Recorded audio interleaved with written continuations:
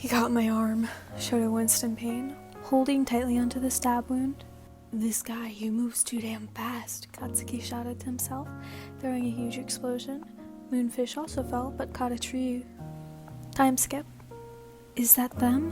Listener whispered to themselves, hiding behind a tree. Who the hell is that guy? They mentally screamed from fear. They covered their mouth and forced themselves not to whimper in fear. Thump. A bush on the left side of them moved. There stood Izuku Midoriya, and he was breathing heavily. Deku, where the hell is Listener? Katsuki yelled at him, walking to him as doing so. Shota went close behind Izuku and mouthed, Are you okay? Which he nodded and focused his attention back on Katsuki. I thought they were with you guys. Midoriya, you were supposed to be with them. I had to go save someone. Look at my arms. You think they're naturally purple? And then I ran into Shoji and... You shouldn't get too distracted, kids, Moonfish warned, making 3 teeth fly towards them. Listener squealed, jumping from their hiding spot and in front of their best friends. At that moment, for the 3 boys, it felt like slow motion to them. They watched fearfully as Listener swung in front of them, protecting their stomachs and throats, watching 3 metal teeth slide into their stomach and out the back. Listener, they all cried. Izuku jumped in front of them, catching Listener's falling body. Time went back to normal. Moonfish stopped and looked through his covered eyes, pulling out his metal teeth and hurrying away, him finding the rest of the villains and explaining what he did. You idiot, why did you do that? Dabi screamed as Himiko tried to stab Moonfish, but was stopped by twice. Kurokiri shook his head, making a portal so everyone could leave. Listener, no! Izuku screamed, wrapping his arms around their body and quickly standing up. No one caring that their now gushing blood got on them. I'm sorry for distracting them. Just hold on, please. We'll get help, cried Izuku, gripping onto their hoodie and running with the boys. Todoroki had tears falling down, Katsuki as well. They started to close their eyes. No, Listener, don't you dare close your eyes, Katsuki yelled, smacking them in the face. Their eyes opened widely, tears streaming down their face. It hurts so badly, they cried silently. They ran their hands through their hair and started pulling it roughly. Izuku's tears started flowing down faster than anyone had ever seen. No one had ever seen Listener like this. So hurt, so broken, so scared. Run faster, you idiot, Katsuki screamed at Izuku. He didn't hesitate. He kicked both boys and made them grab onto him, Izuku using his quirk on his legs to make him go faster. Sooner than later, they arrived back at camp, every student's gaze going onto the stabbed person in Izuku's arms. Someone get a damn ambulance, Shoto and Katsuki screamed at the same time. The teachers and the uninjured wild pussycats ran to Listener. They were starting to cough up blood. Mr. Aizawa took Listener from Izuku's arms and sat them down on the ground. He took his scarf and wrapped it around their stomach, trying to keep the blood inside of them. Listener, listen to me. Breathe in and out. Whatever you do, do not close your eyes, Aizawa said with a shaky voice. It was pretty obvious that he was scared to lose them. After all, they were dating his son. Every student was crying at this point from fear, not only at what happened earlier, but this incident too. Knowing UA's happiest student was stabbed made them feel all uneasy, because they didn't look too happy. Shoto was staring at Listener while Izuku cried in his chest. Katsuki was on the ground with Listener holding their hand while sobbing uncontrollably. Did somebody call the ambulance? Kaminari yelled, and tons of students nodded. The whole class of 1A watched as Listener's body became weak. Some refused to look at them, mostly the girls.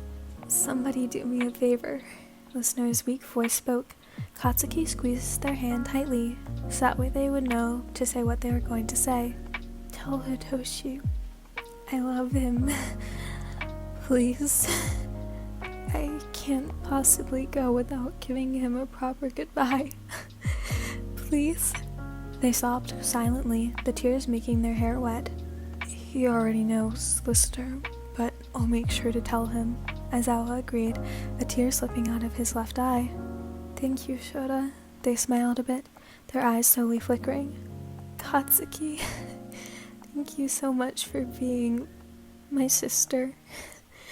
Boom boom boy. Their hand slipped up to his cheek, wiping a tear away. Katsuki nodded and kissed their forehead. letting out an airy cry from his throat. Izuku and Shoto, thank you too. Your scar is still the best feature, and Izu, remember it's okay to cry. I love you guys so much. Izuku and Shoto forced out a smile. I love you too. Izuku nodded, saying he loved them too. The dying listener grinned, their breath slowly decreasing with each second. With everything left in them, they spoke. Thank you all. Their eyes slowly closed all the way, and the air coming from their mouths stopped. Listener, god damn it, wake up, please, Katsuki screamed, shaking their shoulders.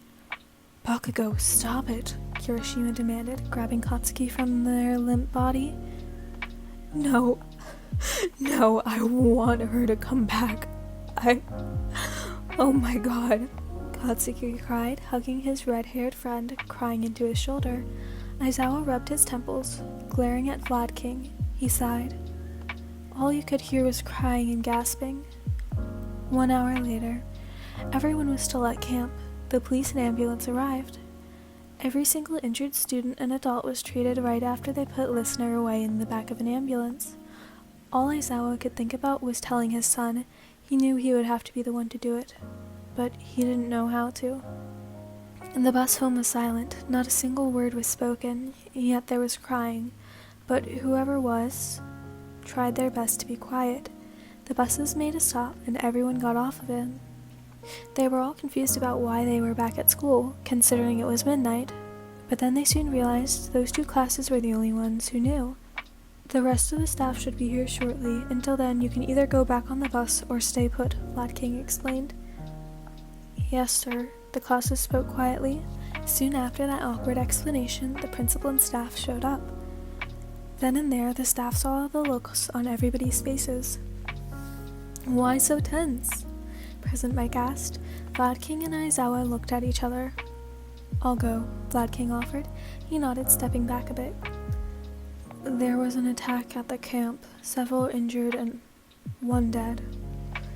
The word dead made the students look up and then give a look at each other.